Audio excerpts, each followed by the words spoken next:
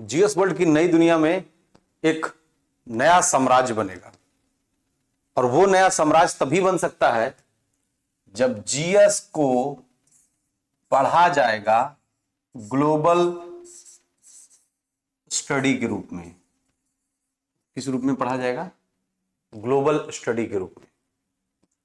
अब पूछिएगा global study होगा कैसे? देखो बाबू, ये जो एपिसोड है इसका सीधा सीधा हम रख रहे हैं, इसका नाम है एपिसोड नंबर #1।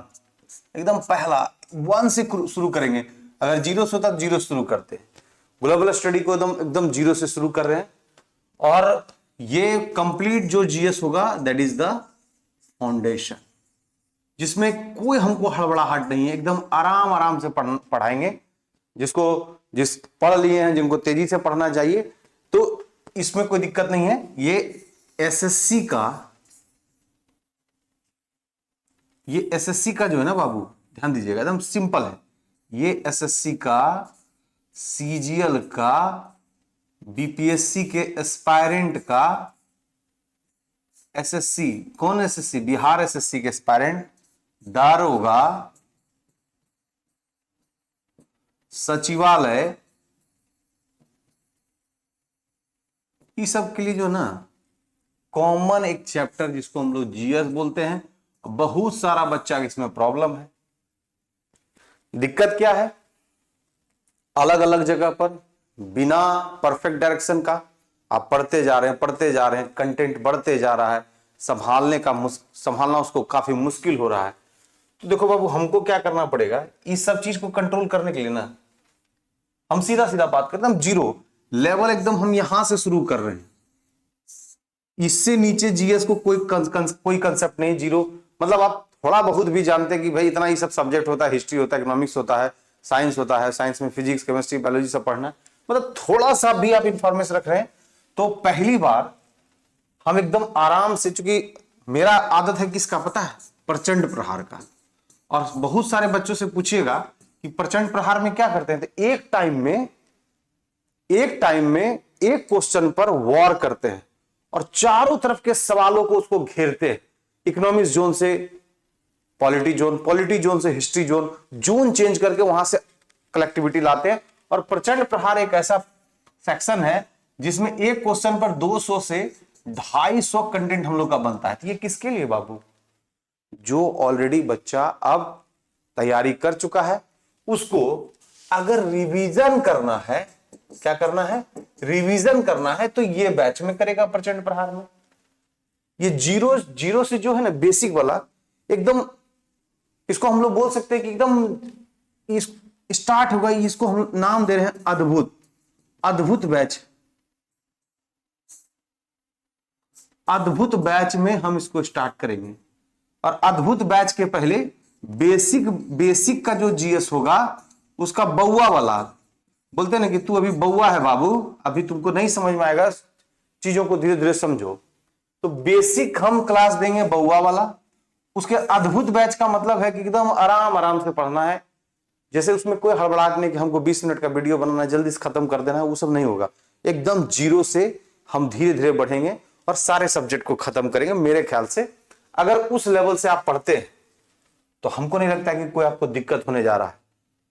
और एक चीज जान लीजिए, जब तक आप कंटिन्यूटी और कंसिस्टेंसी का यूज नहीं करते, मतलब अगर आपको पढ़ना है ना बाबू, तो आपको क्या करना पड़ेगा कि अपने कार्यों को एकदम धीरे धीरे मतलब सतत रूप से। अब ऐसा नहीं कि हम बहुत लंबे समय तक लेंगे, लेकिन हम आपका जो फ्लो है ना, जैसे हम ऐसे चल रहे हैं तो हल्का से ऊपर जाएंगे, फिर ऐसे कुछ दूर चलेंगे, फिर हल्का ऊपर, फिर मतलब लैडर बनेगा तो हम लोग का काम हो जाएगा। तो ये बेसिक बैच जो हम स्टार्ट कर रहे हैं, प्रचंड प्रहार, देखिए जिसका तैयारी हो चुका प्रचंड प्रहार लीजिए। वो डोज है स्पीड वाला।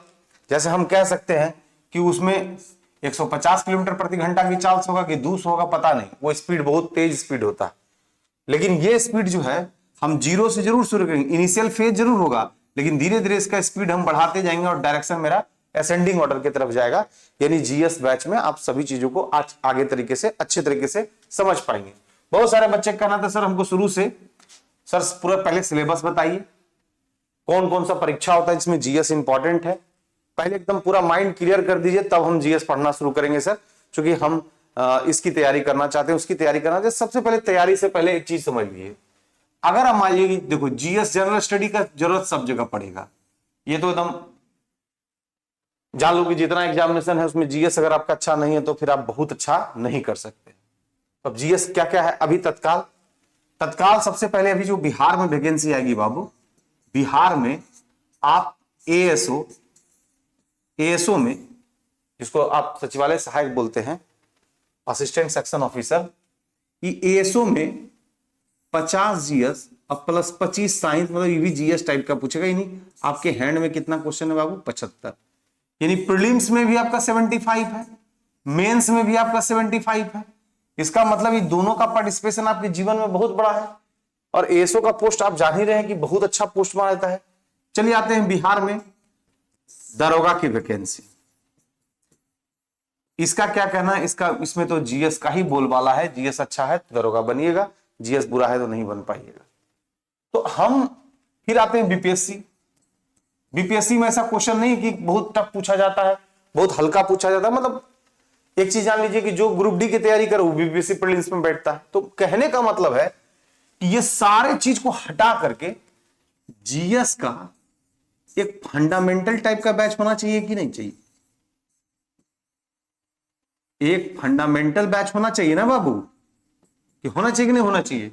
अगर फंडामेंटल बैच होगा तो उसमें क्या है कि बच्चा मेरे साथ आराम से पढ़ेगा, चीजें क्लियर हो जाएगी। जैसे हम रैंडमली उसको ये पढ़ा दिए, रैंडमली पढ़ा दिए। देखो प्रहार वाले में तो हम बहुत स्पीड में होते हैं, लेकिन फाउंडेशन बैच में एकदम आराम आराम से एपिसोड 1 एपिसोड 2 करके पढ़ाएंगे तो हमको लगता है कि आपका काम हो जाएगा। अब सबसे पहली बात है कि पढ़ना क्या है, जान दीजिएगा।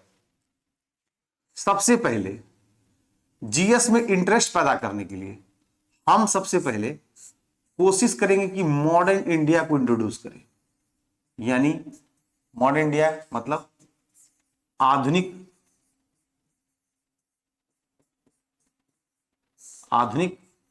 भारतीय इतिहास। इसलिए इसको बाबू करेंगे, आधुनिक भारत इतिहास की शुरुआत इसलिए करेंगे कि इसमें अगर इंटरेस्ट हो जाएगा तो नंबर ऑफ क्वेश्चन सबसे ज्यादा पूछा जाता है, तो हम इसी को क्यों नहीं शुरू करेंगे पहले। फिर इसके साथ हम दूसरा सेक्शन लेंगे जिसको हम लोग बोलते हैं पॉलिटी। पॉलिटी इसलिए लेंगे कि आप नियम कानून को समझ जाएंगे तो वो आपका संविधान वाला मामला क्लियर हो जाएगा, ये चीज समझ जाइएगा। ये दोनों का इंटरेस्ट जब बना देंगे बाबू तो थोड़ा समझ बूझ आपका तेज होगा। तब हम चले जाएंगे इकोनॉमिक्स में। इकोनॉमिक्स में थोड़ा बिहेवियर है, इसमें थोड़ा समझना पड़ेगा। हर तरह का चीज आपको देखने को मिलेगा, उसमें एग्रीकल्चर मिलेगा, सब तरह का डायरेक्शन आपको मिलेगा। इसके बाद इकोनॉमिक्स करेंगे। वैसे हम पहले जब ऑफलाइन क्लास में स्टार्ट करते थे तो पहले इकोनॉमिक्स ही करते थे, लेकिन यहाँ आप लोग को इंटरेस्ट के लिए मॉडर्न इंडिया शुरू करेंगे, पॉलिटी शुरू करेंगे, फिर इकोनॉमिक्स पढ़ाएंगे। ठीक है।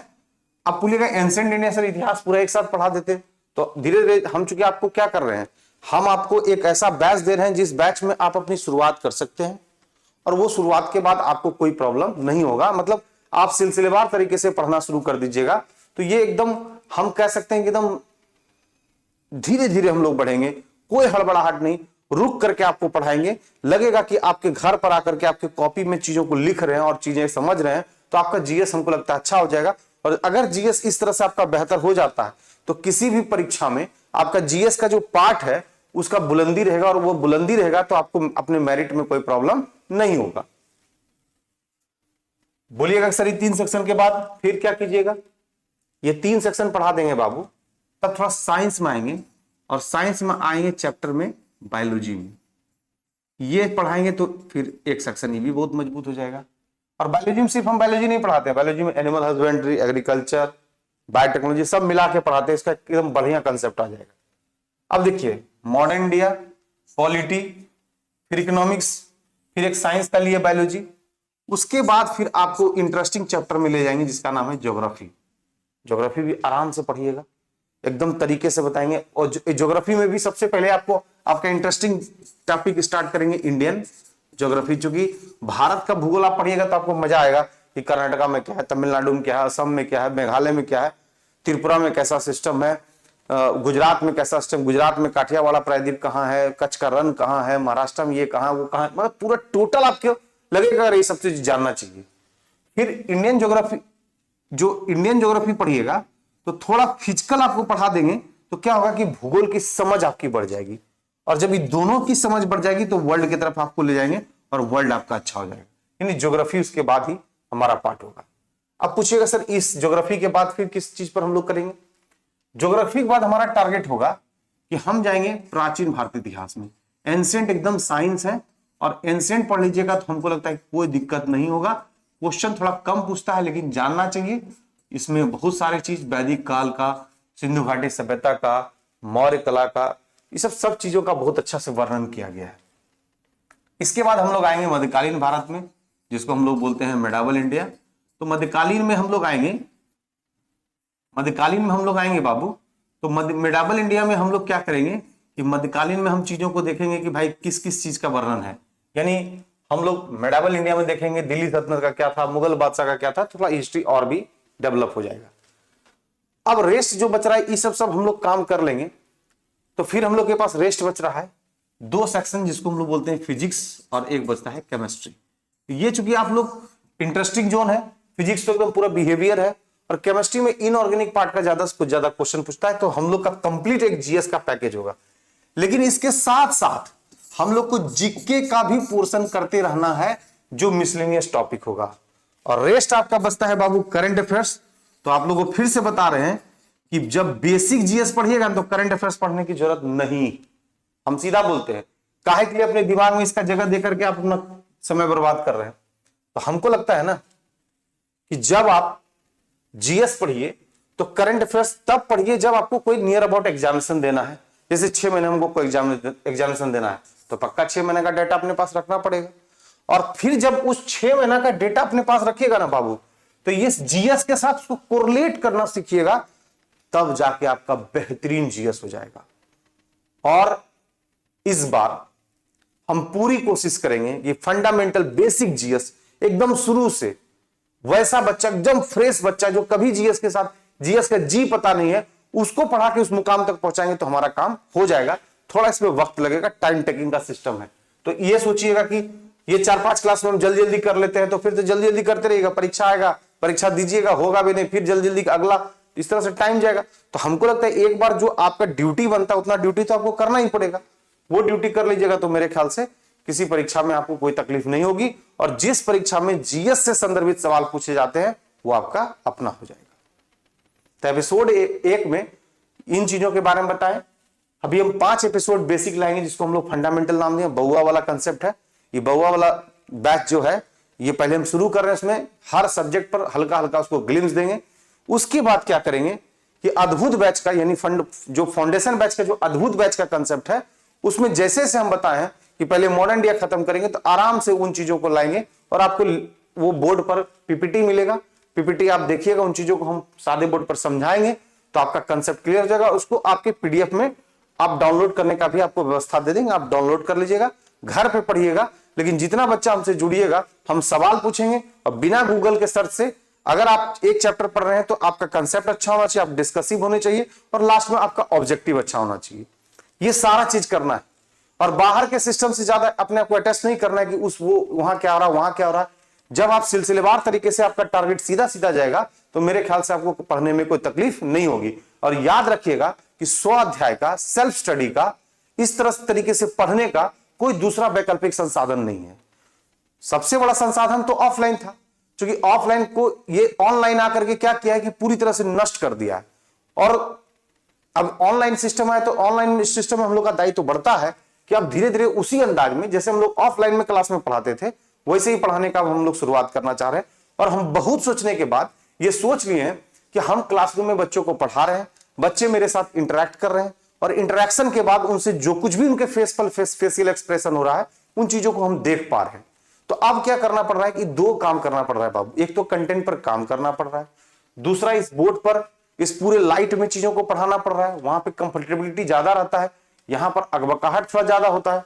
वैसे भी आप समझिएगा कि आपको नॉर्मल कोई कहेगा कि चलिए नॉर्मल आपका फोटो खींचते हैं, आप चलते फिरते आपका खींच लेगा, हो सकता है अच्छा फोटो है, लेकिन आप पूरा तैयार वार होकर आइएगा तो आपको हर बार उसको छांटना पड़ेगा। क्योंकि हम क्या होते हैं कि कभी कभी जरूरत से ज्यादा अलर्ट हो जाते हैं। तो जो ऑनलाइन प्लेटफॉर्म है ना, इसमें जरूरत से ज्यादा फैकल्टी जो अलर्ट हो जाते हैं और ऑफलाइन में क्या घूमते फिरते वो मिला, हाँ तुम्हारा ये बात है जी, वो ठीक कर देंगे, चलो तुम्हारा क्या दिक्कत है, इधर आओ, तुम्हारा ये प्रॉब्लम है तो देखो इसमें क्या दिक्कत है, इसमें ऐसे है।